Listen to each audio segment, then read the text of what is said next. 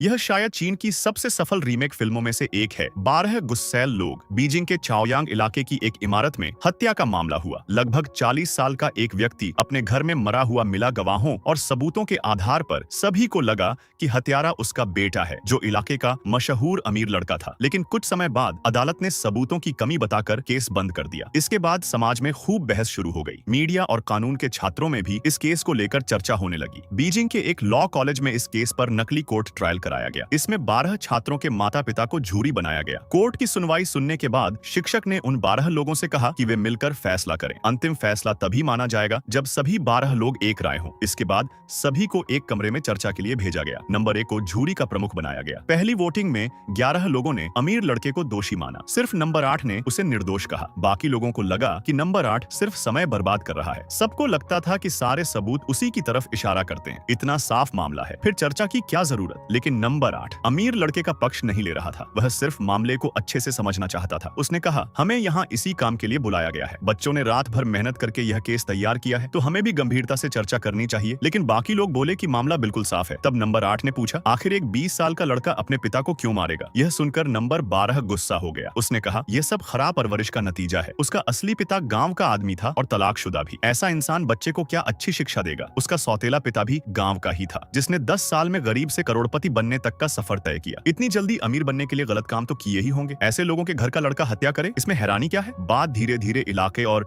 गरीब अमीर भेदभाव तक पहुंच गई। नंबर 11 यह सुनकर गुस्सा हो गया। दोनों में बहस शुरू हो गई। तब नंबर 1 ने सबको शांत कराया। उसने कहा कि सब लोग बारी बारी से अपनी राय दें। सबसे पहले नंबर 2 बोला, उसका मानना था कि अमीर लड़का दोषी है। उसने कहा कि कानून के हिसाब से वे यह साबित नहीं कर सकते कि लड़का निर्दोष है। फिर नंबर 3 बोला। उसने बताया कि नीचे रहने वाले बूढ़े आदमी ने रात 12:10 बजे ऊपर से बाप बेटे की लड़ाई की आवाज सुनी। लड़का चिल्लाया था, मैं तुम्हें मार डालूंगा। इसके 1 सेकंड बाद किसी के गिरने की आवाज आई। बूढ़ा आदमी तुरंत दरवाजे तक भागा। उसने देखा कि अमीर लड़का सीढ़ियों से भाग रहा था। फिर उसने पुलिस को फोन किया। पुलिस मौके पर पहुंची और देखा कि मृत आदमी के शरीर में चाकू घुसा हुआ था। यह बहुत बड़ा सबूत माना गया। फिर नंबर 4 ने कहा कि लड़के की सफाई में कई गलतियां हैं। गवाहों के मुताबिक रात 12:10 बजे वह घटना स्थल पर था। लेकिन लड़के ने कहा कि उस रात उसके घर पार्टी था जो 1 बजे खत्म हुई। जब पुलिस उसे पकड़ने आई तब पार्टी में मौजूद लोगों ने कहा कि उन्होंने उसे नहीं देखा। लड़के ने सफाई दी कि उसका मूड खराब था, इसलिए वह खुद को कमरे में बंद करके बैठा था। नंबर 4 को यह बात झूठ लगी। फिर नंबर 5 की बारी आई। उसने कोई खास राय नहीं दी। इसके बाद नंबर 6 बोला। उसे पूरा यकीन था कि हत्यारा वही अमीर लड़का है। उसने कहा कि गवाह झूठ क्यों बोलेंगे। नीचे वाले बूढ़े ने